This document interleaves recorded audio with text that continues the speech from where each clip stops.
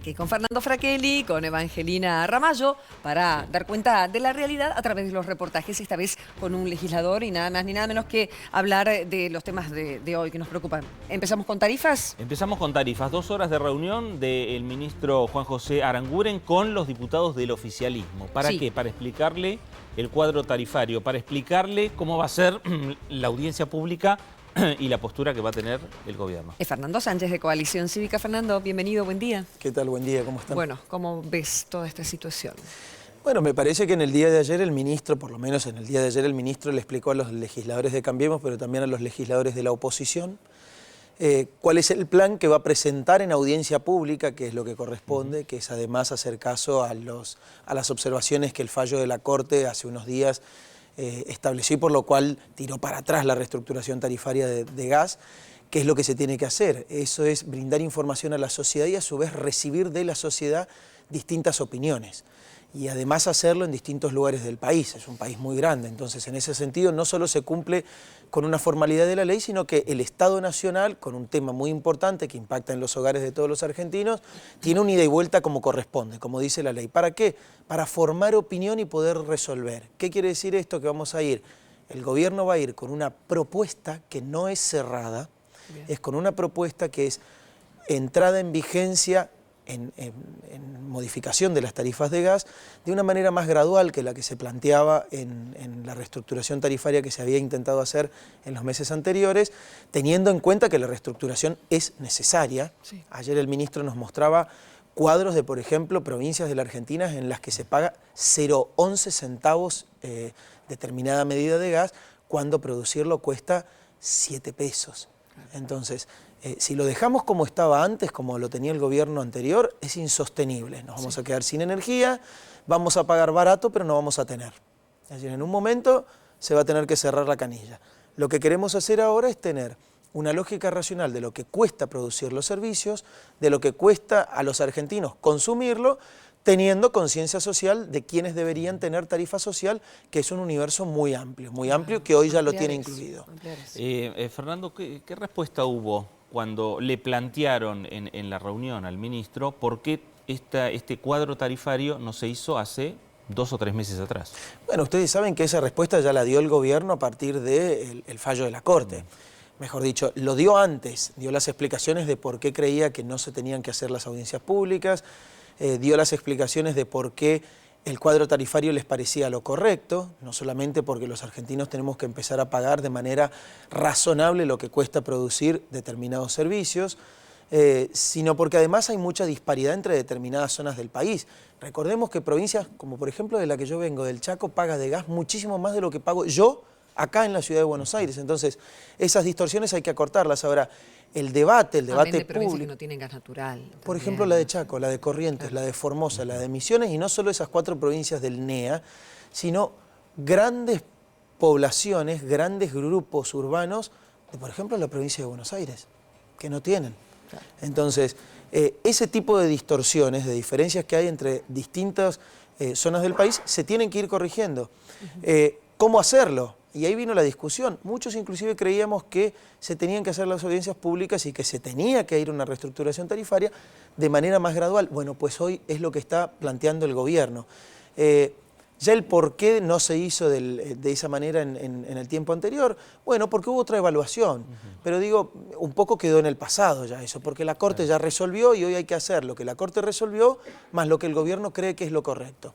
Por un lado esto, ¿no? Lo de las distintas regiones y lo que se paga por el gas en cada zona del país, pero además los pedidos de sectores como las pymes, también se han visto afectados sectores de salud, de educación, establecimientos educativos que se encontraron con subas exorbitantes. Esto lo digo, lo que ha pasado en el caso de la provincia de Entre Ríos, los clubes. ¿Esto también se va a abordar de una manera diferente a lo que pasó en estos primeros aumentos? A ver, muchos de esos temas van a ser propuestos por el gobierno. Y muchos otros probablemente que no estén propuestos o que no estén incluidos en la propuesta del gobierno pueden ser receptados, para eso son las audiencias públicas. Después viene la decisión del gobierno, porque la audiencia pública es, como les venía diciendo, un ida y vuelta. Entonces, lo que hay que saber es que esto es un paquete que se presenta a la sociedad, pero que no es cerrado. Y efectivamente, como vos decías, hay muchos otros aspectos que probablemente no estén incluidos dentro de la propuesta, pero que pueden estar incluidos dentro de la resolución final de la reestructuración tarifaria. Recordemos algo, lo que se va a ver ahora es la revisión tarifaria integral, que es mucho más complejo que lo que se pensaba hacer en los meses anteriores. Por eso pueden llegar a estar incluidos otros sectores diferenciados que antes no estaban incluidos, pueden estar teniendo en cuenta tarifas especiales para determinados sectores, pero también hay que tener en cuenta que uno no puede diferenciar demasiado porque si bien es cierto que hay diferencia entre mi casa y la de al lado, el precio de producir y por tanto el precio de consumir determinado bien es igual para todos. Por eso se hace por grandes universos, por eso la tarifa social es muy amplia, pero se hace por universos que sean fáciles de identificar. Quienes cobran la mínima de jubilación, quienes tengan planes sociales, quienes tengan tantos salarios mínimos. No podemos ir casa por casa. No, se entiende, se entiende. Fernando, cambio de tema. ¿Por qué los jueces de la Corte Suprema no quieren mostrar sus declaraciones de bienes? Mira, es una respuesta que solo la pueden dar 5 personas, que son los 5 jueces de la Corte. Si uno le pregunta a la doctora Hayton de Nolasco, una persona que estudió toda su vida, que escribió muchos libros, doctora, ¿por qué si la ley de ética pública dice que usted tiene que mostrar su declaración jurada en la parte pertinente? Hay una parte que es reservada y una gran parte que es pública. Tal cual como la muestran los funcionarios del Poder Ejecutivo, que lo hacen, los senadores de la Nación, que lo hacen, los diputados de la Nación, que lo hacemos, están publicadas en la página web de la Oficina Anticorrupción. ¿Por qué 5 personas que tienen la misma obligación por la misma ley no lo hacen? Ellos dijeron que defienden la forma actual de acceder a esos documentos. ¿Cuál es la forma? Recordemos que el diputado junto con Elisa Carrió ha presentado un pedido formal para que esta situación se haga, ¿no? Primero 2 cosas. Antes la forma actual directamente era tan engañosa que cuando uno iba aún por la forma actual nunca obtenía respuesta. Entonces puede estar establecida la forma por la cual se supone que se accede a las declaraciones juradas, pero si nunca hay respuesta, la declaración jurada nunca aparece. Claro. De hecho, pregúntense ustedes del universo de periodistas, de organizaciones de la sociedad civil, de ciudadanos comunes, digo, que no tienen alguna de estas características, nosotros, de algunos políticos interesados, ¿quiénes obtuvieron alguna vez alguna declaración jurada de los ministros de la Corte Suprema? La respuesta es nunca. Los únicos que últimamente logramos obtener la última declaración jurada fuimos Elisa Carrió y yo. Nos sirve, porque uno tiene que tener el continuo de las declaraciones juradas para hacer la evolución patrimonial.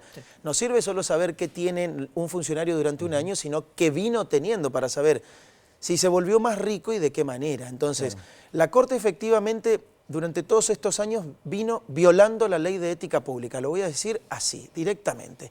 Son paradójicamente los jueces que tienen que hacer cumplir la ley a otros, pero ellos la violan. Y en el día de ayer una resolución que retrasa y atrasa muchísimo el sentido de el acceso a la información y el cumplimiento de la ley de ética. Dijeron, el sistema que nosotros tenemos en la Corte regula efectivamente y sin violar la ley de ética pública. Falso. La ley de ética pública establece un conjunto de elementos que tienen que estar públicos y disponibles para la sociedad y publicados. A ver, Karin, si vos quisieras tener la declaración jurada de cualquier juez, del doctor Lorenzetti, del presidente de la Corte, no se lo tendrías que pedir. Tendrías que entrar a una página de internet, sea de la Corte o sea de la Oficina Anticorrupción, y la tendrías que poder mirar, como podés hacer de la mía. Vos querés saber la declaración jurada del diputado Sánchez durante todos los años que fue diputado, vas a la Oficina Anticorrupción, a su página web y vas a encontrarlas. Ahora, la Corte con esta resolución no solo que convalida la violación anterior de la ley de ética pública, sino que además establece una diferencia poco republicana y que retrasa en el sentido de, la pregunta es, ¿qué le podemos pedir al resto de los ciudadanos si los jueces de la Corte no quieren decir cuál es su patrimonio? Y la segunda pregunta es, ¿por qué? Tan sencillo como eso. Al doctor Lorenzetti, al presidente de la Corte Suprema, ¿no le cierra su declaración jurada? ¿Tiene algo que ocultar? ¿No puede explicar algo que haya obtenido? Bien. ¿O qué? Porque yo no tengo ningún problema, mi declaración está presentada. Bien, diputado, gracias. Bueno, gracias hoy podría quedar ya sancionada la ley de acceso a la información, que también es un paso importante, ¿eh? Exacto. ¿Cuántos temas que tenemos? No nos da el tiempo, queremos preguntarle de debido también, que se está trabajando en el Congreso. Bueno, ya vamos a ir de a poquito con todo esto. Gracias, Fernando. No, gracias a ustedes, buen día.